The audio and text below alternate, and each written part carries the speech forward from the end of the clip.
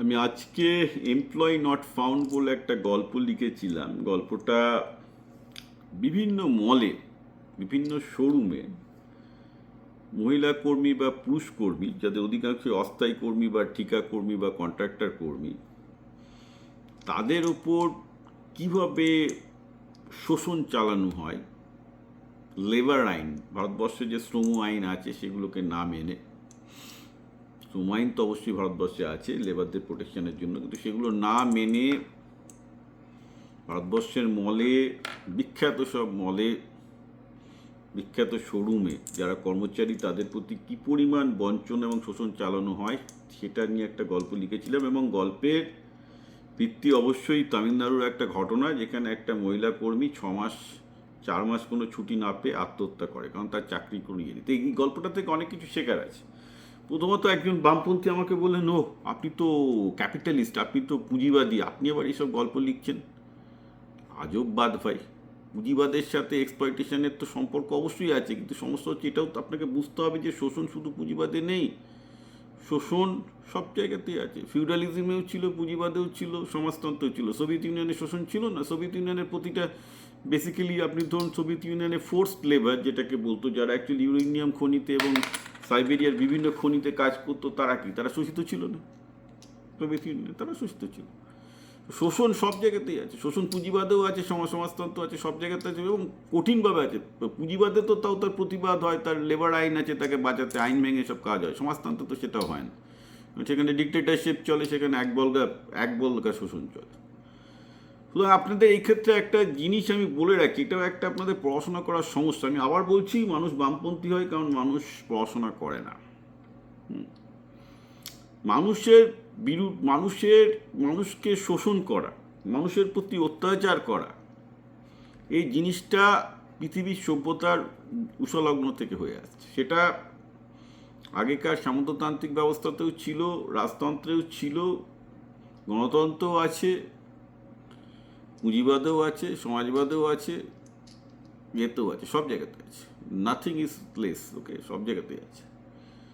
So একটা জিনিস খেয়াল রাখতে হবে যে পুঁজিবাদ বলতে আপনি যেটা বোঝাচ্ছেন, capitalism, that's a way of production. সোশ্যালিজমও যেটা বোঝাচ্ছেন, that is also way of production, okay. এবার আমরা দেখতে পাচ্ছি যে সিস্টেম যাই হোক না কেন, মানুষ শোষিত হচ্ছে।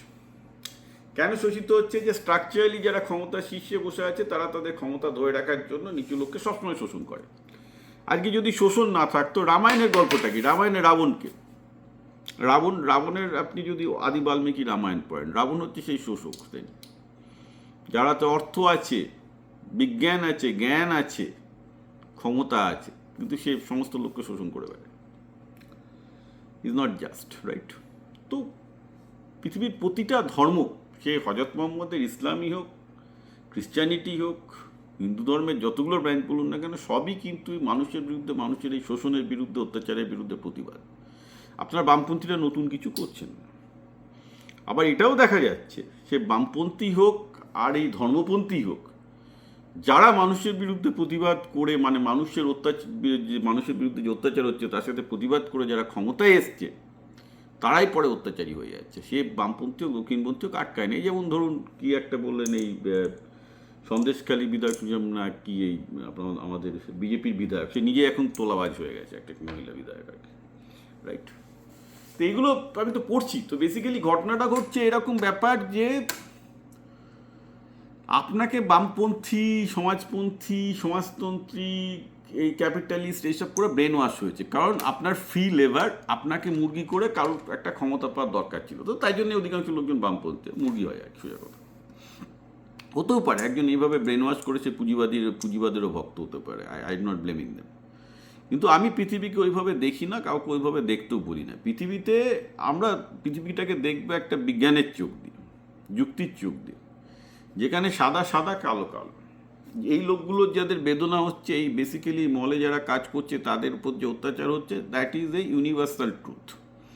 আর সেই ইউনিভার্সাল ট্রুথটা, সেটা বামপন্থী, এই পন্থী, ওই পন্থীদের কারোর ইয়ে নয়, সেটা সমগ্র মানবজাতির সমস্যা, এবং সেই সমস্যাটার সমাধান করতে হবে। সেই সমাধানের পথ কখনোই বামপন্থী দক্ষিণপন্থী কোনো পন্থা হতে পারে না, কারণ যাকেই সমাধান করতে দিন না কেন সে বলবে আমার কাছে সমাধান আছে, তারপর সে যখন ওই যে বলে না যে যায় লঙ্কায় সেই যায় রাবণ।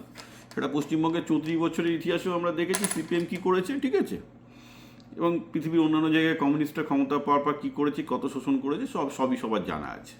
একমাত্র তাদেরই জানা নেই যারা এখনও বামপন্থী হয়ে বসে আছে। তো ওগুলো বাজে কথা বলে লাভ নেই। সমস্যাটা হচ্ছে যে মেন সমস্যা হচ্ছে ক্ষমতায়। এই পলিটিক্যাল স্ট্রাকচারের ক্ষমতাটা হচ্ছে আসল। ক্ষমতা শীর্ষে যে বসে সে যার কম ক্ষমতা আছে তাকে সবসময় শোষণ করার চেষ্টা করে। আর যে হাজব্যান্ড ওয়াইফের মধ্যে, স্বামী স্ত্রীর মধ্যে যার ক্ষমতা বেশি, যার ক্ষমতা কম, যার বেশি ক্ষমতা, যার কম ক্ষমতা, তাকে শোষণ করার চেষ্টা করবে। স্বামী স্ত্রীর মধ্যে হয়, তা আপনি একটা এমপ্লয়ারের মধ্যে কী বলবেন? ফ্যাক্ট। তো এইটার থেকে আপনি বুঝুন যে মেন সমস্যাটা হচ্ছে ক্ষমতা স্ট্রাকচারের ইমব্যালেন্স, এবং এটার কোনো সমাধান নেই। কেন এটা সমাধান নেই? তার কারণটা হচ্ছে এই যে সাম্যবাদেও মানুষের ক্ষমতা সমান হয় না। সাম্যবাদেও ক্ষমতা সে অসাম্যই থাকে, যে টপে যারা কমিউনিস্ট পার্টির লিডার তাদের হাতেই সব ক্ষমতা থাকে, সাধারণ মানুষ শোষিত বহিত সব কিছুই হয়।